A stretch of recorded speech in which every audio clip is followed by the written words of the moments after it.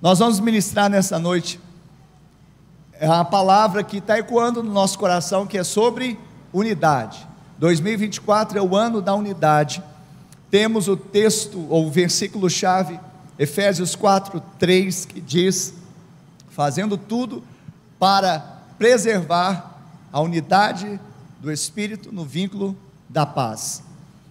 E Deus está gerando no nosso coração esse desejo de mergulharmos por águas mais profundas sobre esse tema unidade. Como eu falei de manhã, é certo que a IBA tem vivido nesses 18 para 19 anos de existência a unidade, porque sem esta unidade nós não estaríamos aqui, não haveria ninguém para contar essa história.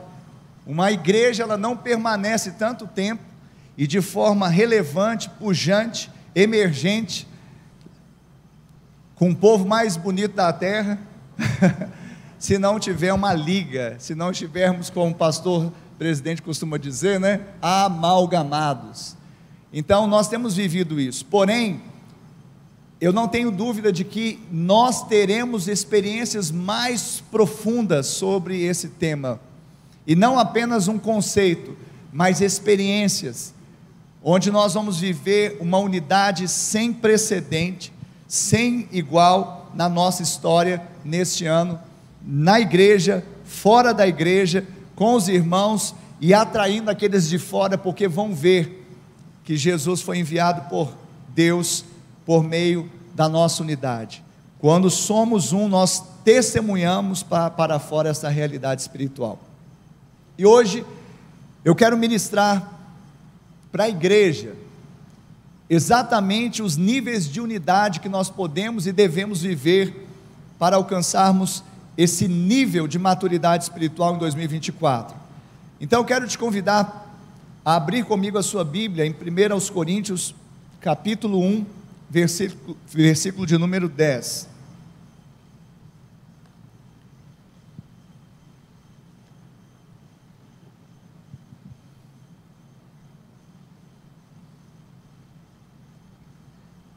Aleluia.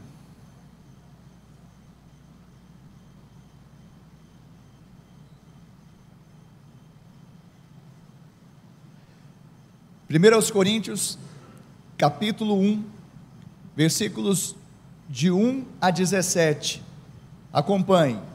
Paulo, chamado pela vontade de Deus para ser apóstolo de Cristo Jesus, e o irmão Sóstenes, à igreja de Deus que está em Corinto, aos santificados em Cristo Jesus, chamados para ser santos, com todos os que em todos os lugares invocam o nome de nosso Senhor Jesus Cristo, Senhor deles e nosso. Que a graça e a paz de Deus nosso Pai e do Senhor Jesus Cristo estejam com vocês. Sempre dou graças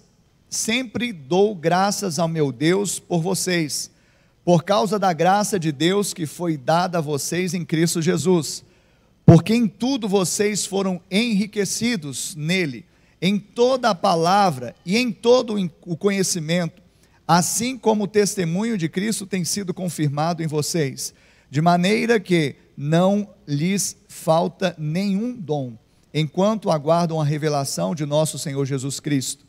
Ele também os confirmará até o fim, para que vocês sejam irrepreensíveis no dia de nosso Senhor Jesus Cristo.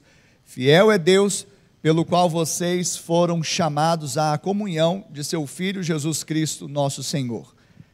Irmãos, pelo nome de nosso Senhor Jesus Cristo, peço-lhes que todos estejam de acordo naquilo que falam, e que não haja divisões entre vocês. Pelo contrário, que vocês sejam unidos no mesmo modo de pensar e no mesmo propósito. Pois, meus irmãos, fui informado a respeito de vocês por alguns membros da casa de Cloe, de que há brigas entre vocês. Refiro-me ao fato de cada um de vocês dizer: eu sou de Paulo, eu sou de Apolo, eu sou de Cefas, eu sou de Cristo. Será que Cristo está dividido? Será que Paulo foi crucificado por vocês? Ou será que vocês foram batizados em nome de Paulo? Dou graças a Deus por não ter batizado nenhum de vocês, exceto Crispo e Gaio, para que ninguém diga que vocês foram batizados em meu nome. Batizei também a casa de Estéfanas, além destes, não me lembro se batizei algum outro. Afinal, Cristo não me enviou para batizar, mas para pregar o evangelho, não com sabedoria de palavra, para que não se anule a cruz de Cristo. Amém. Pai, essa é a tua palavra, nós a lançamos nesta hora. Pai, cremos que ela tem um poder redentor, Pai, para transformar as nossas vidas. Abra, Deus, os olhos do nosso entendimento, abra os nossos olhos espirituais, que haja um efatá, abrindo também os nossos ouvidos, para ouvir e dar ouvidos à sua palavra, os seus oráculos. Que o Senhor use o pregador desta noite, como instrumento em tuas mãos. Assim nós oramos e te agradecemos em nome de Jesus, e todos digam amém. Diga graças a Deus. Vamos então debruçar primeiramente no texto e no contexto que nós acabamos de ler. Nós vemos aqui Paulo escrevendo, o apóstolo, a uma igreja que estava numa região, em uma cidade. A cidade é Corinto. Era uma das principais cidades da chamada Acaia, e a região da Acaia, juntamente com a Macedônia, formavam a Grécia, ok? E por ser muito importante essa cidade, uma das mais importantes e principais da Acaia, Corinto era uma cidade soberba e também filosófica. E nesse contexto nasceu a igreja dos santos ali nesta cidade chamada Corinto. Por isso a primeira carta de Paulo aos Coríntios. Nós vemos aqui, dentro desse contexto, do nascimento dessa igreja, nós vemos um contexto de amor, porque foi de fato uma igreja muito amada, foi uma igreja muito agraciada, foi uma igreja muito enriquecida. Paulo cita: vocês foram enriquecidos em tudo, tanto na palavra como no conhecimento. E não somente isso, mas também não faltou àquela igreja o quê? Os dons. Uma igreja que recebeu dons, uma igreja que foi agraciada e amada. Porém, infelizmente, por causa da influência do meio onde ela estava, de uma cidade que era imoral, profana, também essas coisas adentraram para o intramuros da igreja. Infelizmente, ela se tornou também imoral, depravada e dividida. Dentro desse contexto, Paulo, ele começa a sua carta como um bom pastor, batendo palma, falando: olha, vocês são bênçãos demais. Como a gente faz, né, pastor Carlos? Primeiro elogia: nossa, querido, você é tão lindo, amável, você está... Aí põe uma vírgula, porém...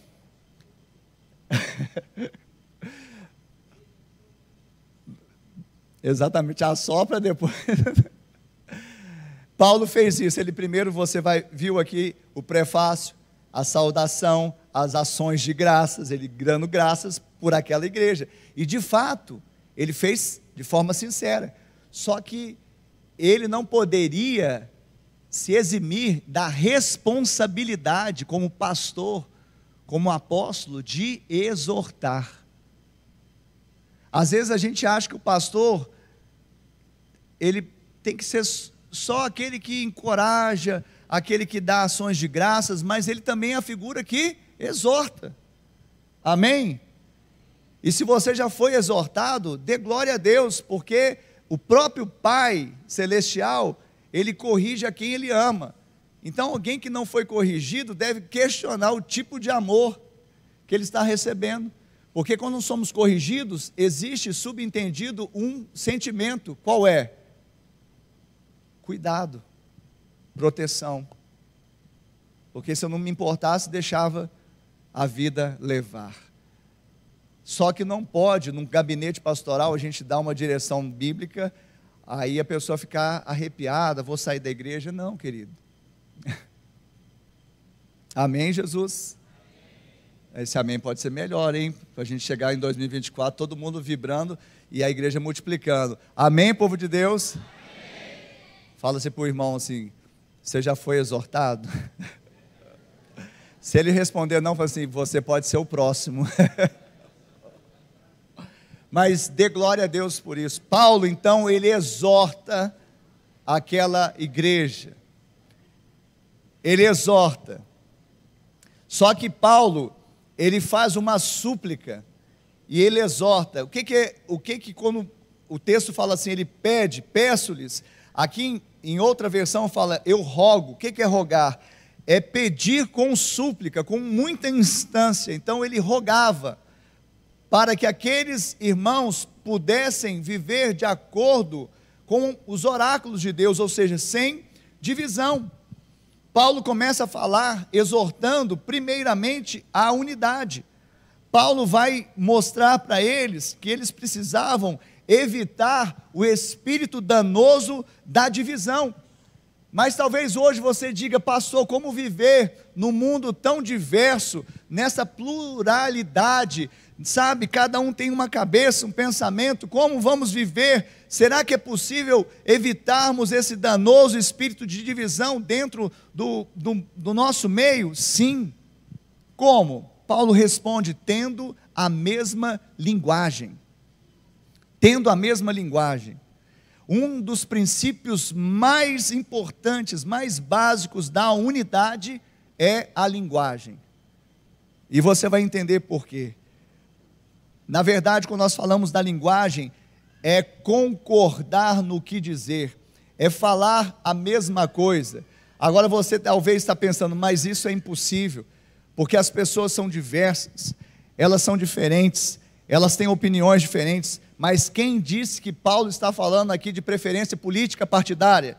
Quem disse que Paulo está falando aqui de preferência, sabe, de comida? Quem disse que Paulo está falando de alguma predileção de cor que vai pintar a parede? Paulo não está falando nada disso, Paulo está falando dos oráculos de Deus, ou seja, no que concerne a palavra de Deus, nós temos que ser unânimes, nós devemos falar a mesma coisa.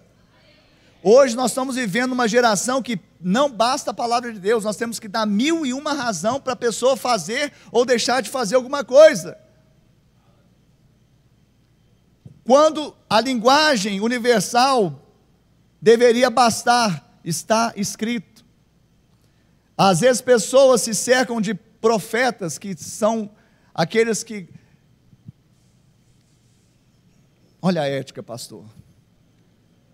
Mas eu tenho que falar, infelizmente existe, que é o profeta situacional. A situação favorece, ele dá aquela profetada, não é profecia. E às vezes, se agrada os ouvidos, eu recebo. Pastor, mas o senhor não acredita no profeta? Sim, é um dos dons ministeriais, um dos 5 profetas. Eu creio que existe o ministério profético nos dias de hoje, porque não foi revogado. Só que quando nós olhamos para a palavra de Deus, nós vemos uma transição. No Velho Testamento, os profetas, eles de fato, e de forma necessária, eles se apresentavam muito mais do que talvez os outros, e eles traziam de fato a palavra para a igreja naquele tempo, que era Israel. E normalmente, como que o profeta falava no Velho Testamento? Eis que te digo, diga assim, fala para o seu irmão assim, eis que te digo. Você já ouviu essa aí? Lá no monte, né? Aí vem eis que te digo. Eu não estou falando que não possa acontecer, mas cuidado. Prefira o está escrito do que o eis que te digo. Por quê? Porque no Novo Testamento, que é a base da nossa fé hoje, não que foi revogado o velho, mas é sombra, lembra? mais do que a sombra que projetamos. Então havia uma sombra, era o Velho Testamento. Agora no Novo é os oráculos do Novo. No Novo você não ouve esse termo, é quase inexistente, é isso que te digo. O próprio Jesus, quando foi tentado pelo diabo no deserto, ele falou: isso que te digo, diabo. Não, ele falou assim: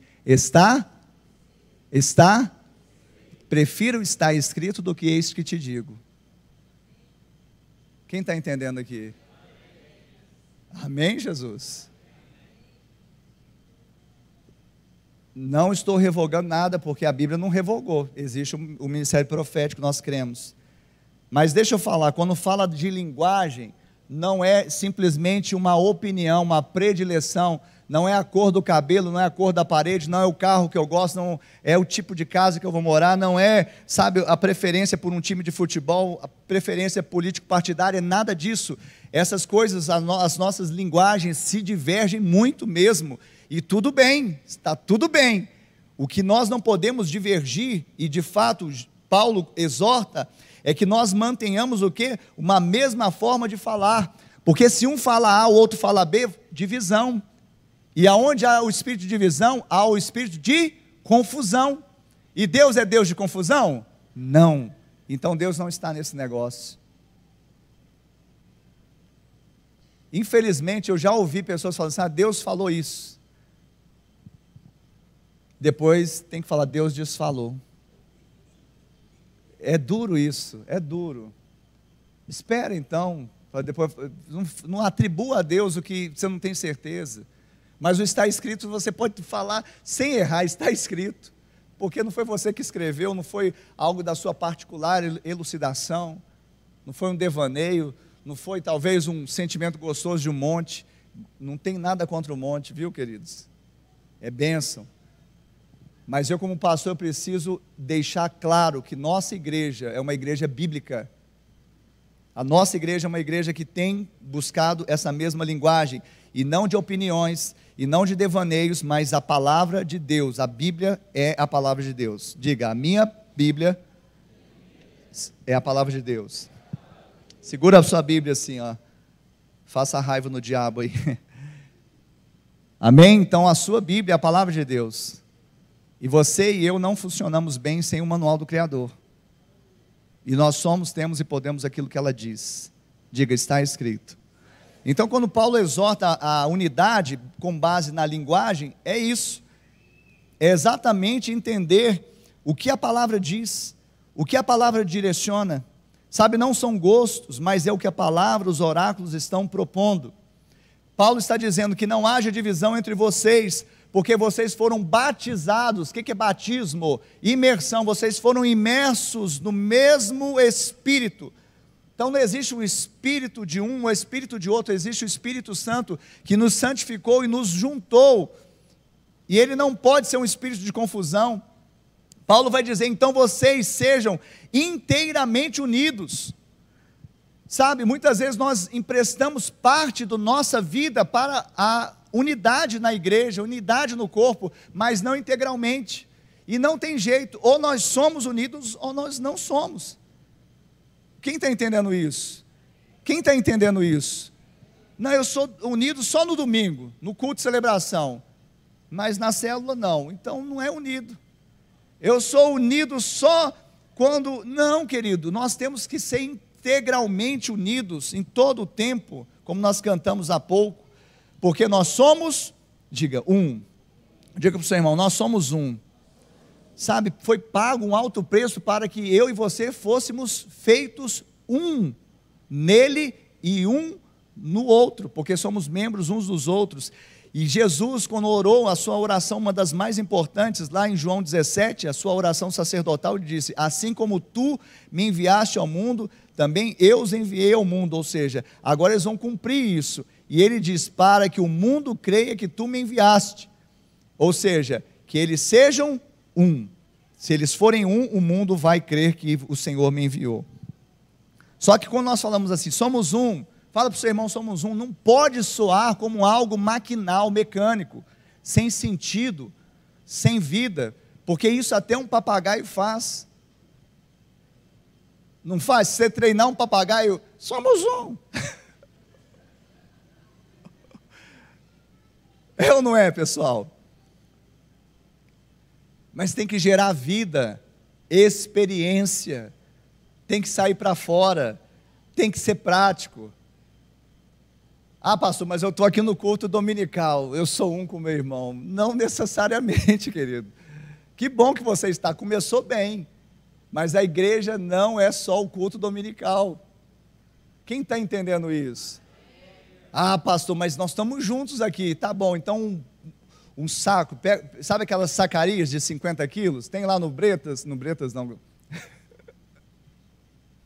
no supermercado aí, no Leal, porque tem gerente de todas as redes aqui, se eu falar, eu vou fazer merchandising aqui para outro, tem gente. Então, no supermercado, uma sacaria que chegou lá, sacaria de 50 quilos, tem lá? Tem, irmão Antônio, uma sacaria de 50 quilos? Chega lá no supermercado, uma sacaria de 50 quilos de batata, tem? Então, 100 quilos? 20? 25, tá bom, 25, para ser mais realista. Aí tem uma sacaria de 25, quantos quilos? 25 quilos de batatas. Quantas batatas tem lá? Tem muitas, não é? Elas estão unidas? Depende, né? Se você fala assim, não, eu quero que elas sejam um purê de batatas. Elas estão nesse nível de unidade? Então você tem num saco um monte de batata e, no entanto, elas não são um purê de batatas. Quem está entendendo isso? Então, o fato de a gente estar todo mundo junto aqui na sacaria do culto de dominical não quer dizer que nós, de fato, nos tornamos um purê de batatas, que esse é o nível que o Senhor quer para nós, de unidade, estarmos amalgamados, de modo que agora, não, eu quero tirar aquela batatinha mais feinha, mais machucada, não tem mais jeito, amalgamou, uniu, virou purê de batatas. Amém? Então, nós precisamos entender isso. Agora, tão importante quanto a linguagem, aqui no contexto, quando você começa a ler a partir do verso 10, Paulo fala da linguagem, né? Ele fala, então estejam de acordo naquilo que falam, que não haja divisão entre vocês, pelo contrário, vocês sejam unidos. Mas agora ele vai falar, unidos em quê? No mesmo modo de pensar, unidos num pensamento. Aí novamente você vai falar assim, como assim, nesse mundo tão diverso, a diversidade, a pluralidade, cada um tem sua cabeça, todo mundo tem livre pensamento, eu sou livre, amém, você é livre, porém deixa eu falar, uma vez que você nasceu de novo, agora você não é mais, você não tem simplesmente uma mente qualquer, você tem a mente de Cristo, amém? Quantos nasceram de novo? Quem nasceu de novo tem a mente de Cristo. Quem nasceu de novo aí? Levanta a mão. Então olha para essa mãozinha levantada aí, olha só. Então esse irmão que está do seu lado com a mão levantada tem a mente de Cristo. Você tem a mente de Cristo. Então logo nós podemos ter o mesmo modo de pensar, unidos num só pensamento, porque não é mais o pensamento do Ricardo, não é mais o pensamento do Vinícius, é o pensamento de Cristo, é a mente de Cristo. Você está entendendo isso? Então, numa cultura como a nossa, que cada um tem o seu livre pensamento, parece ser controverso e até uma coisa utópica, não para o crente, que nasceu de novo, que bebeu da mesma água, que foi batizado no mesmo Espírito, que tem um só Deus, que faz parte do mesmo corpo, que é membro um do outro. Todos nós temos a mente de Cristo, e a mente de Cristo vai pensar em tudo que é bom, de boa fama, virtuoso, se tem louvor, isso é que nós vamos pensar, isso é que você vai pensar, Patrick, quem está entendendo isso? Então, querido, não é simplesmente os pensamentos que nós devagamos como homens, mas aquilo que vem da parte de Deus, que nos dá bom siso e nos dá, de fato, uma realidade espiritual. Amém, Jesus? Mas ele continua dizendo, aqui também no mesmo contexto, que vocês sejam unidos no mesmo modo de pensar e no mesmo propósito. No mesmo propósito. Propósitos são intenções. E tão importante quanto a linguagem, Tão importante quanto a disposição mental, também é o propósito. Propósito fala da minha intenção, propósito fala daquilo que de fato eu vou buscar, porque eu posso falar, eu posso pensar, mas às vezes eu fico inerte, mas o propósito ele me impulsiona, ele me dá sentido e intenções de fazer algo relevante. Então, Paulo está dizendo, tenham também o mesmo propósito. E quando nós somos espirituais, os propósitos também não tendem a divergir muito. Por quê? Porque nós ocupamos a pauta principal da nossa vida com os propósitos celestiais. Por isso que nós estamos falando aqui para uma comunidade de cristãos, de pessoas que nasceram de novo, que têm o mesmo Espírito, que foram batizados no mesmo Espírito, que têm a mente de Cristo. Por quê? Porque agora elas têm também o mesmo propósito. Qual que é o propósito da pessoa? Agradar o Senhor. E quem é o Senhor? É o Rei. Então, qual que é a minha prioridade? É o reino dele, a justiça dele. As outras coisas são secundárias. Agora, quando você está lidando com uma pessoa que não é espiritual, que não nasceu de novo, ainda ela está muito presa, aterrada às coisas dessa vida. Ela só fala em trabalho, só fala em dinheiro, só fala em não sei o quê. Isso não está errado. Só que está errado quando isso ocupa as primeiras posições da nossa vida. Quando isso é o sentido da minha vida. Quando de fato está ocupando o lugar de Deus. O problema não é ter essas coisas, é quando essas coisas nos têm. E parece que tem pessoas que não falam de outro assunto senão essas coisas. Então não estão tendo o mesmo propósito. Põe na obra para fazer, não fazem. Por quê? Porque eles não têm sentido fazer nada na obra. Sentido tem para ganhar dinheiro, para fazer outra coisa. Nós temos que ter o mesmo propósito. Quando somos espirituais, buscamos em primeiro lugar o reino de Deus, a sua justiça. As coisas lá do alto. Buscamos as coisas lá do alto e não as coisas desta terra, porque as coisas do alto não perecem, elas não prescrevem, elas dão sentido inclusive para a nossa existência aqui, porque o que adianta, como Jesus disse, ganhar o mundo inteiro e perder a sua alma? Então nós precisamos verticalizar concernente ao propósito. E por isso Paulo, ele fala tanto dessa situação, exortando aquela igreja à unidade. E ele fala, olha, vocês estão divididos, eu fiquei informado disso. Alguns estão falando que são de Paulo, outros de Apolo, outros de Cefas, que é Pedro, outros de Cristo, mas ele faz a pergunta que ele gosta muito, retórica: acaso Cristo está dividido? Se Cristo não está dividido, como vocês estão dizendo que cada um é de alguém? E ele vai e ainda fala, olha, eu não batizei nenhum de vocês, vocês não foram batizados no meu nome, e eu mesmo não batizei muitos, porque eu vim para pregar o Evangelho. Queridos, esse é o contexto então da igreja de Corinto, uma igreja agraciada, como nós falamos, uma igreja cheia de dons, uma igreja que se moveu, evidentemente, naquela região, que atraiu muitos, mas de fato, uma igreja que estava vivendo um momento difícil da sua existência. E essa palavra ela pode ser profilaxa, pode ser uma profilaxia para nós hoje, para nós não incorrermos no mesmo erro, de deixarmos muitas vezes o sistema, a cultura mundana entrar para dentro das portas para dentro. E a cultura mundana hoje não é só de depravação, que as pessoas às vezes ficam preocupadas muito com depravação, aquelas áreas, também, que hoje, infelizmente, a área da sexualidade, da lascívia, isso está terrível. Mas eu falo os valores do mundo, os valores. E isso vai minando a unidade. Por quê? Porque não andam dois juntos se não houver entre eles o quê? Acordo. Amós 3:3 diz, andarão dois juntos se não houver entre eles acordo? Andará dois sem acordo, vão andar juntos? Não andam, não andam. E a palavra acordo ou concordante, vem de um radical que nós podemos tirar, concardia, com o coração. Não andam dois se não estiverem com o mesmo coração, que é gerado uma unidade de linguagem, uma linguagem de modo de pensar e uma linguagem de propósito, unidos ali no mesmo coração, entendendo que o mais importante não é agradar o coração de A ou B, senão o coração do Pai. E nós estamos aqui, eu quero fazer essa pausa, dá tempo, e é importante, para trazer uma palavra para você, que é família. Todos nós somos família.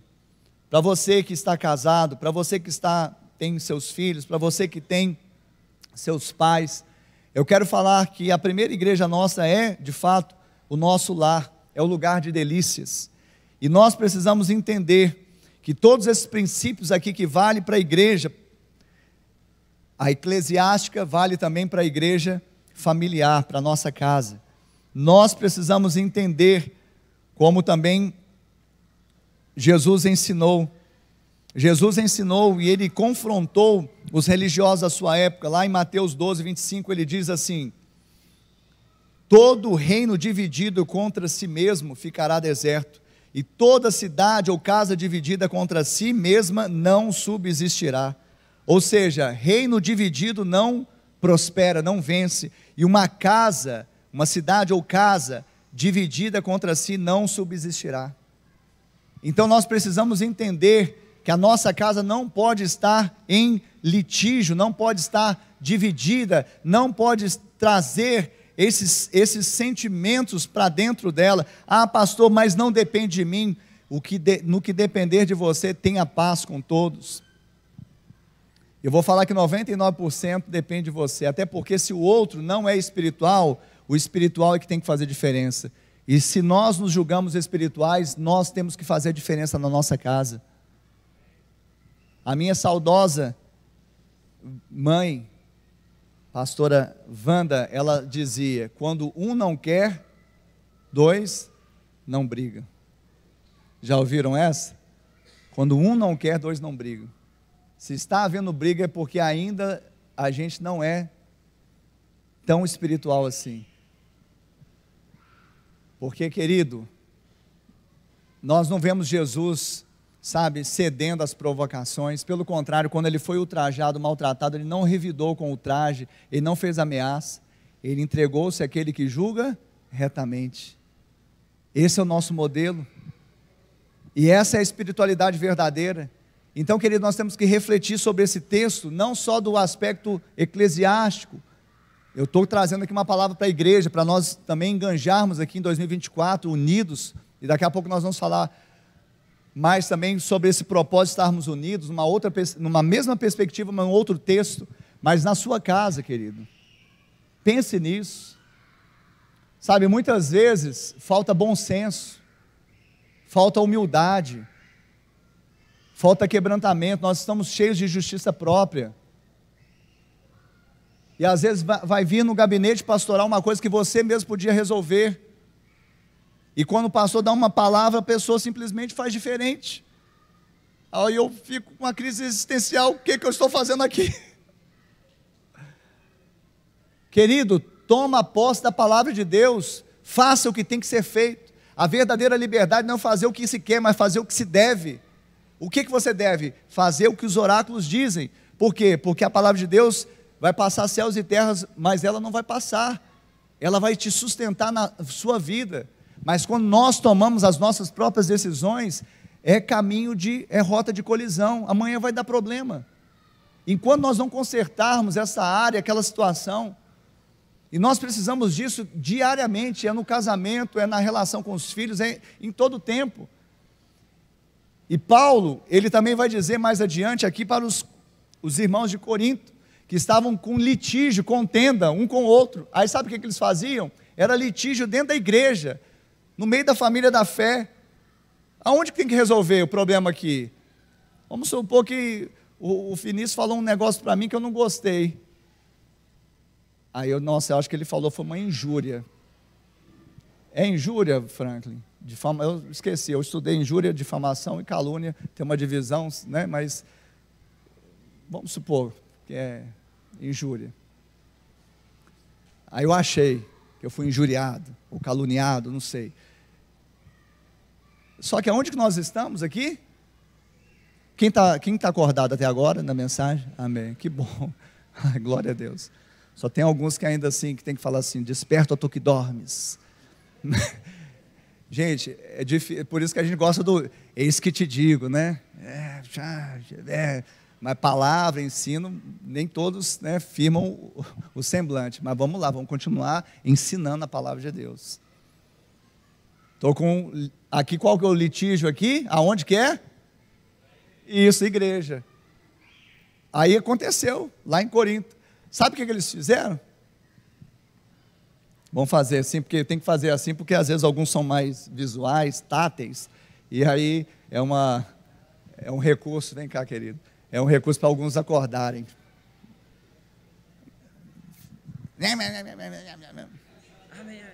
Aí, isso aí, você entendeu? Aí, ó, o juiz lá, ó, aquele penteado bonito ali, grisalho, tem cara de juiz, não tem? Então, só que ele é um juiz, ele não é crente, ele é um juiz de um tribunal humano, certo? Mas está eu e você, quem nós somos? Somos crentes, irmãos. Aonde nós estamos? Na igreja, amém? Não, você que faz assim para mim, porque que você me injuriou, você me caluniou. Você me caluniou, não gostei disso não. Não, mas... Você não é crente? Isso, essa eu falei de manhã, ele nem esperou, olha só que legal. Mas sabe quem vai falar isso para nós? Espera lá. Aí sabe o que esse camarada fez? É real, lê a carta de Corinto. Ele foi lá no juiz da onde? Humano, tribunal de homens. Nós somos quem? Vamos julgar as tribos, vamos julgar os vamos estar em outro patamar. Aí o crente aqui, uma coisa que tinha que resolver aqui, pedir perdão, perdoar, se humilhar, deixar a justiça própria, onde que ele vai? O juiz humano, o tribunal humano, olha, vai queimar o filme. Aí fala, agora pastor, o senhor vai falar assim, vocês não é crente? Deveria resolver isso lá na igreja, vocês não são crentes? Ele não é crente não. Pensa, se nós fizermos isso e levarmos para um tribunal humano, vai ser um testemunho ou um testemunho? É o que estava acontecendo ali. Lê a primeira carta de Paulo aos Coríntios. Litígio entre irmãos, e eles levavam ao tribunal humano as causas. Aí Paulo falou assim, só de haver, não é nem de levar para o juiz, só de haver litígio entre os irmãos, já para vocês é pura perda. Já só de haver litígio, não precisava ter litígio, mas só de haver já é pura perda. Agora, pior ainda quando vocês vão lá e levam para um ímpio. O ímpio vai falar, vocês não é crente não? Você acha que esse ímpio, o juiz ímpio, é só figuradamente, viu pastor? É um homem de Deus. Ele vai vir na Igreja Batista do Amor depois dessa aqui? Jamais, jamais. Não é verdade? Você entendeu? E outra, Paulo continua falando, só de haver litígio entre vocês já é pura perda. E ele faz uma pergunta, eu gosto das perguntas de Paulo, que rebenta com a gente no meio. Em outras palavras, não tem nenhum espiritual aí, não? Não tem, em outras palavras, não tem nenhum crente aí, não? Não tem nenhum que possa resolver esse litígio? Ele fala isso. Tipo assim, exatamente, não tem um que possa assumir essa situação e falar, olha, eu vou resolver, vamos apaziguar, vamos pedir perdão e resolver e recomeçar. Amém? Vamos recomeçar? Amém. Me perdoa, tá bom, querido? Agora você é crente. Olha, esse amor é condicional, hein? Quem acordou aí, em nome de Jesus? Aleluia. Tem que fazer alguma coisa assim, o ensino tem que ser levado, sabe, a termo. Tem que ser. Amém. O problema é o relógio, né? Que agora eu estou na metade da mensagem e falta 10 minutos para acabar o...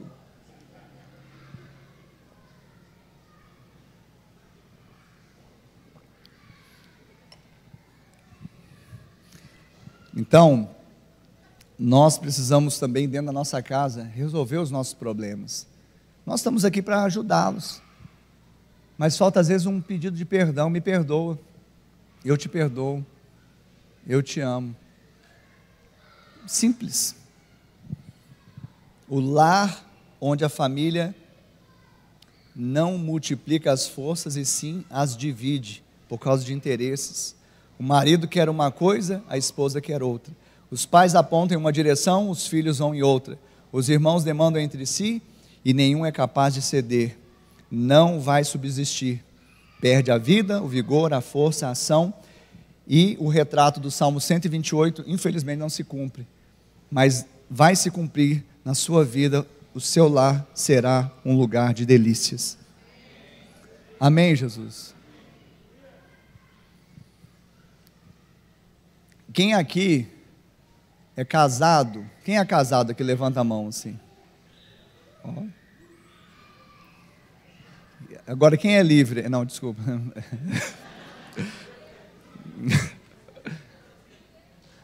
Quem é casado aí? Levanta a mão. Mas, de fato, você casou, você cuida dos negócios da sua esposa. E a esposa do marido. Quem não casou, cuida das coisas do Senhor. Paulo também orientou. Não é verdade? Quem é casado há menos de 25 anos aí? Quem é casado há menos de 25 anos? Faz assim, ó. Tá, então, deixa eu falar. Vou dar um conselho para vocês. No próximo dia 23, daqui 9 dias... eu e a minha digníssima pastora e esposa Ana, vamos completar 25 anos de casados. Bodas de prata. Amém? Se somarmos 3 anos de namoro, mais 6 meses de noivado, dá quase 3 décadas. Então, nós já estamos na prateleira de cima, né? Agora, você acha que nós não tivemos esse tempo todo divergências? Nós não tivemos situações também difíceis, conflitos? Só que nós decidimos o quê? Que não tem que ter um vencedor. Porque às vezes a gente, munido das armas da justiça própria, parece que tem que ter um vencedor. Não, eu falei mais alto, eu argumentei mais, eu deixei a pessoa refletindo. Se numa briga conjugal, uma discussão, uma situação de divergência, houve um vencedor, eu lamento te informar que não houve um vencedor, houve 2 perdedores. Porque se um ganhou, o outro perdeu, ambos perderam. Então a gente decide que os 2 têm que ganhar. E para os 2 ganhar, tem que renunciar. E o mais espiritual renuncia primeiro. Quando ela toma a iniciativa primeiro, que é quase sempre, eu falo, pastor, Ricardo, você precisa ser mais espiritual. Porque ela tomou a iniciativa, ela chamou para orar, ela pediu perdão, ela me perdoou. Ela quase chega assim, me perdoa então por eu ter colocado o pé debaixo do seu, tá bom? Né? Porque às vezes já... Amém, Jesus? Abra comigo em Gênesis, capítulo 11.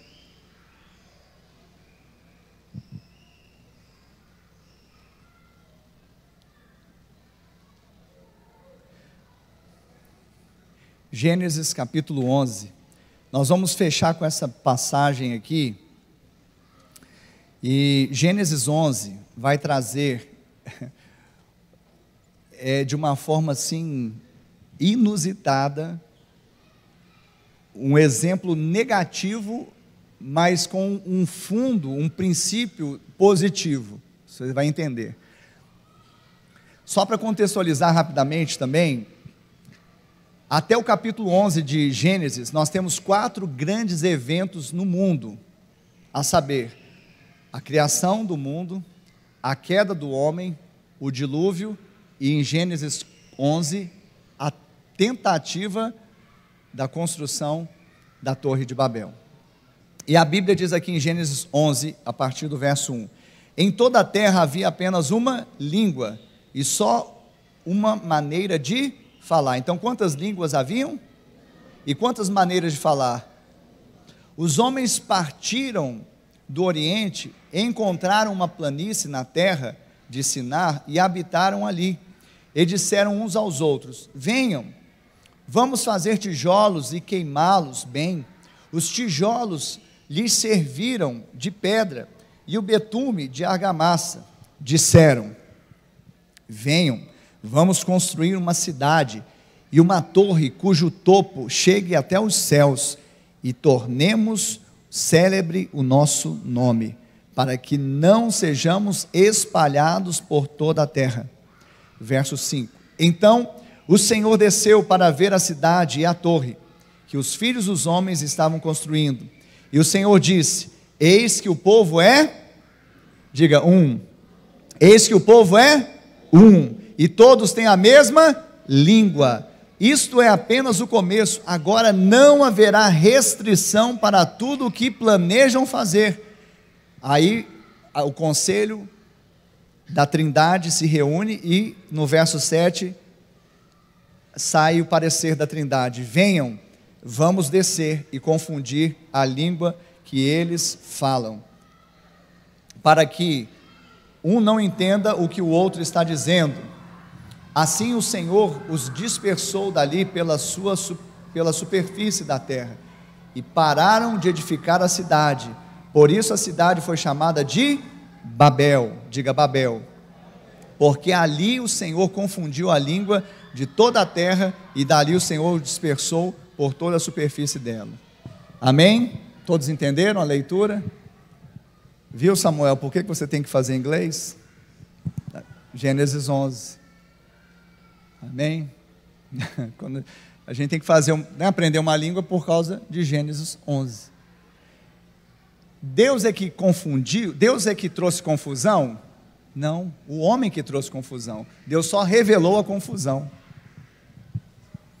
Porque ninguém pode mudar os planos de Deus. E o plano de Deus para Adão, para Noé e para a descendência desses homens era: crescei, sede fecundos, multiplicai e enchei a terra. Eles iam encher a terra, multiplicar, se eles ficassem na mesma cidade, isolados ali? Não. Então foi uma tentativa diabólica.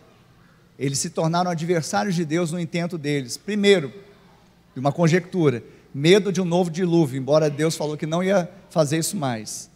Segundo, porque eles queriam o quê? Ser célebres. Eles queriam fazer uma torre que tocasse o céu e deixasse o nome deles célebre, eles não fossem espalhados pela terra.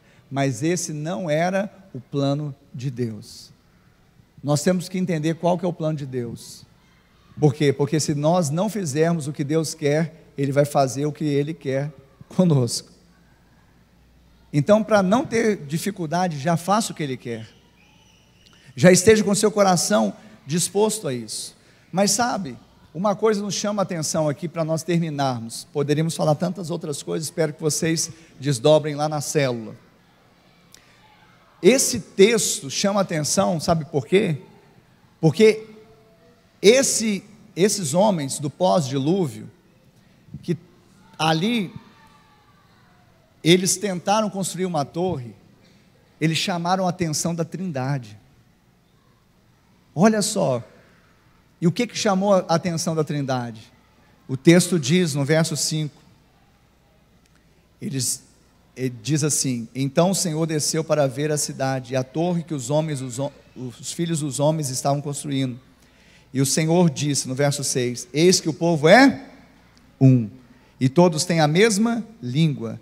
Isso é apenas o começo, agora não haverá restrição para tudo que eles intentam fazer. Então, ou seja, eles tinham a mesma linguagem, eles tinham o mesmo propósito, e eles empenharam as mãos para fazerem a mesma obra. Mesmo sendo um intento maligno, diabólico, pervertido, fora do plano de Deus, a Trindade teve que descer para confundir, porque não haveria restrição para aquilo que eles intentavam fazer. Você consegue entender isso? Mesmo eles com intento maligno, mas a unidade deles era tamanha que eles iam conseguir o intento, a menos que Deus fizesse o que fez. Ou seja, eles quiseram subir, Deus desceu. E aí, em rota de colisão, sempre vai prevalecer o mais forte, que é Deus. Não entre em colisão com Deus. Seja, submisso à vontade dEle, para você experimentar o que é bom, perfeito e agradável. E Deus está nos chamando aqui também. Agora, numa outra perspectiva. A outra perspectiva é pegarmos esse princípio. Se esses homens malignos, pervertidos, que não tinham nada a ver com o plano de Deus, iam conseguir o intento que eles queriam, muito mais eu e você, se nos mantivermos em unidade de linguagem, de propósito e de obras, não haverá restrição, impedimento para aquilo que nós intentamos fazer. Tem algum crente aqui nessa noite que ouviu essa palavra? Tem algum crente que quer ganhar a sua família para Jesus? Que quer multiplicar a sua célula? Que quer fazer algo relevante para o reino de Deus? E nós estamos falando aqui, eu vou repetir, se nós tivermos esse princípio dessa unidade, de linguagem, de propósito de obras, para Deus, para o reino, muito mais não haverá restrição e impedimento para aquilo que nós intentarmos fazer. Você está ouvindo isso? Você está recebendo essa palavra sobre a sua vida? Quantos vão viver isso em 2024? Sabe, mas há um princípio, a unidade.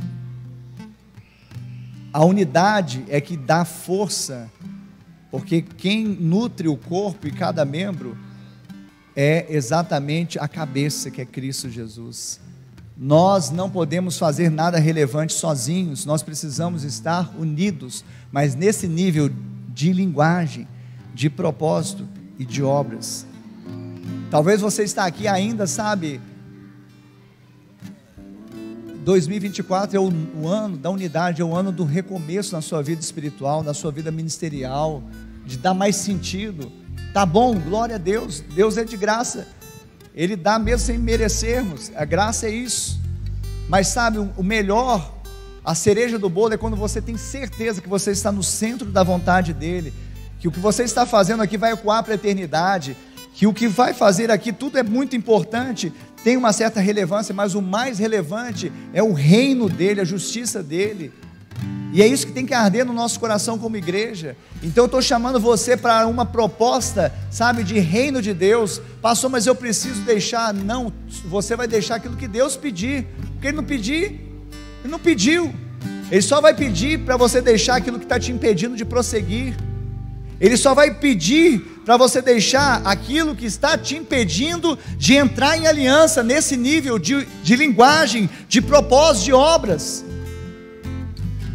Nós precisamos ser um, porque se não formos, nós vamos participar de uma igreja institucional, corporativa, que tem um CNPJ, que as pessoas olham mais como um clube, onde a pessoa paga o dízimo achando que é mensalidade, e cada um vive a sua vida, e não se envolve nesse nível de unidade.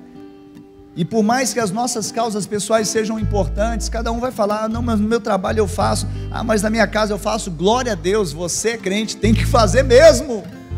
Mas nós temos que dar cara no ministério, ao reino de Deus, algo que realmente nós intencionalmente fazemos, o que? Proferir a palavra, a boa nova de salvação às pessoas, porque não adianta você fazer o bem para a pessoa e no final da vida dela ir para o inferno.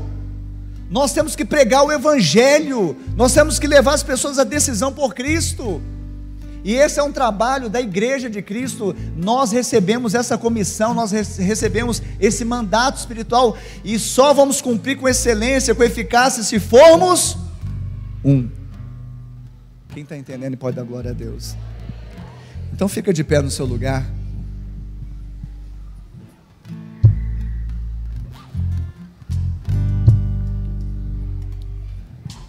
Feche os seus olhos. Comece a conversar com Deus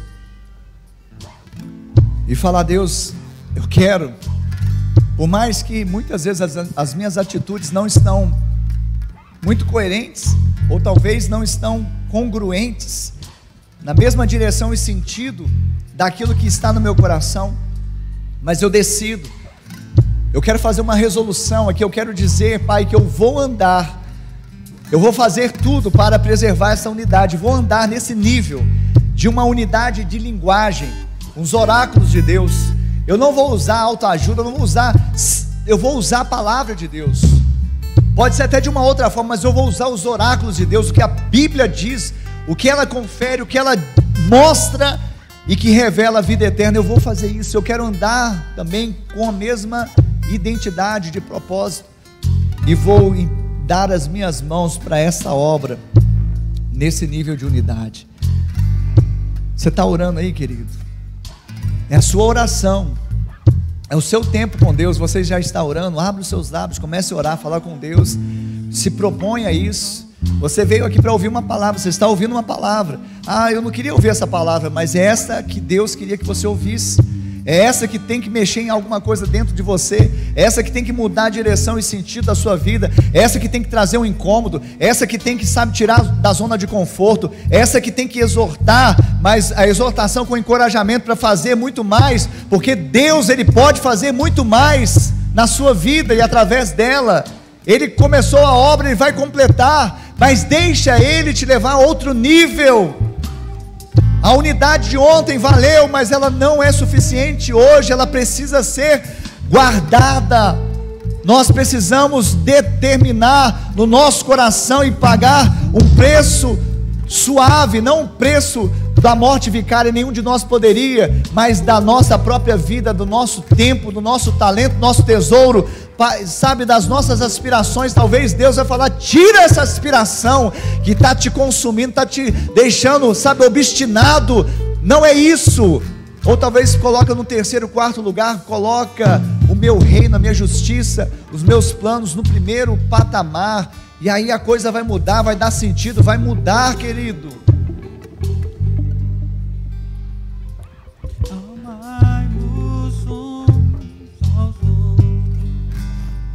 Sujeitai-vos uns aos outros. Aquele que quiser ser o primeiro, sirva a todos.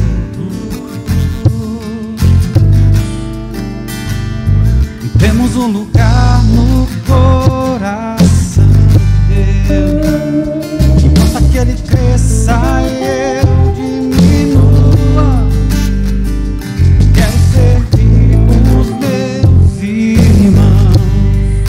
Assim como Jesus, temos que ser como o Pai em Cristo é. Temos que ser para que o mundo veja que o Pai o enviou.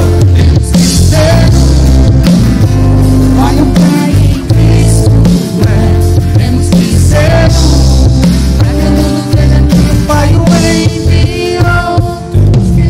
Eu queria que você colocasse a mão no seu peito, com os olhos fechados ainda, e repetisse uma oração após mim, dizendo: Senhor, todos digam: Senhor, nesta noite eu ouvi a Tua palavra e ela gerou fé em meu coração. Por isso agora eu confesso com a minha boca que Jesus Cristo é o meu Senhor, é o meu Salvador. Escreve o meu nome no livro da vida e salva-me.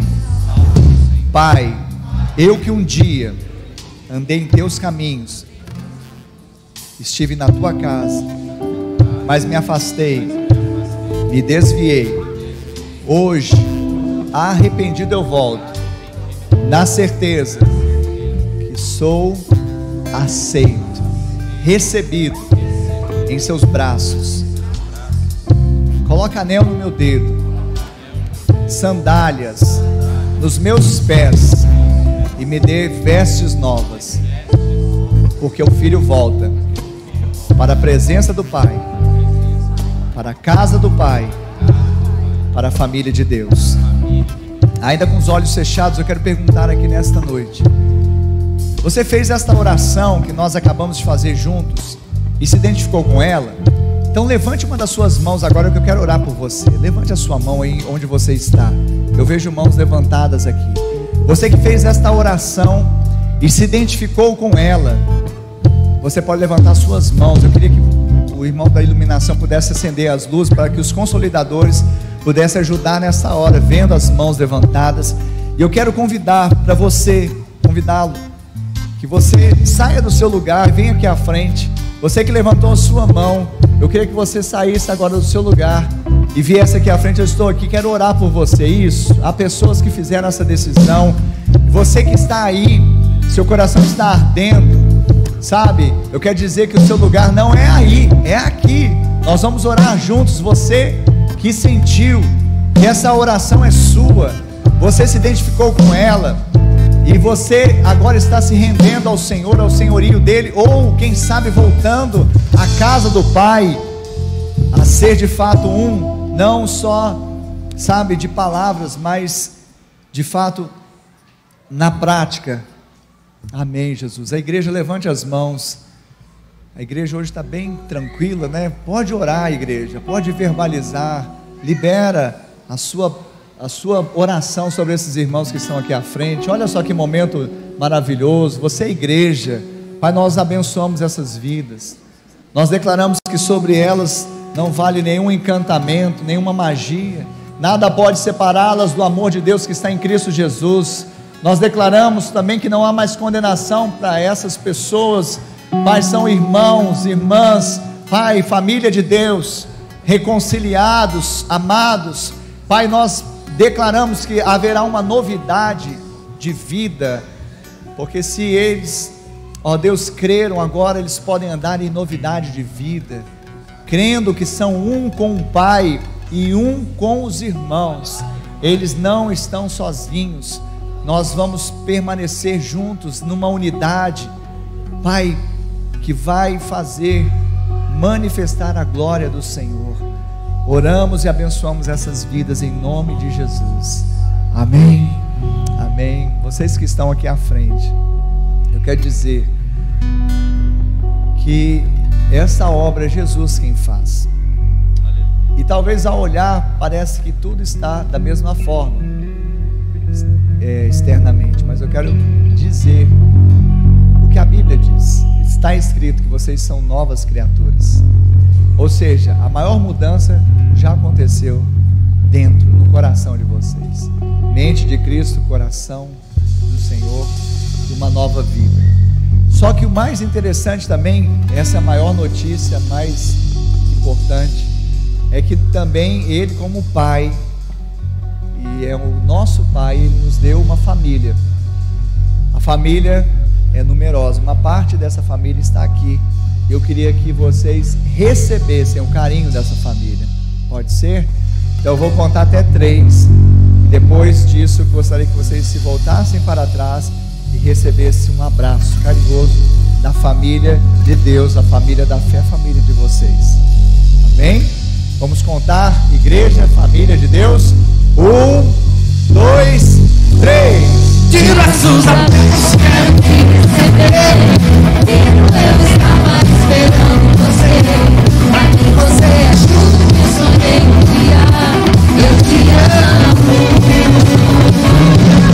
De braços abertos quero te receber. Eu estava esperando você. Pra mim você é tudo que eu sonhei um dia. Eu te amo. Bem-vindos à família de Deus. Bem-vindos à família de Deus. Lá, eu vou contar para vocês, lá no céu está tendo uma festa. Cadê a festa aqui também?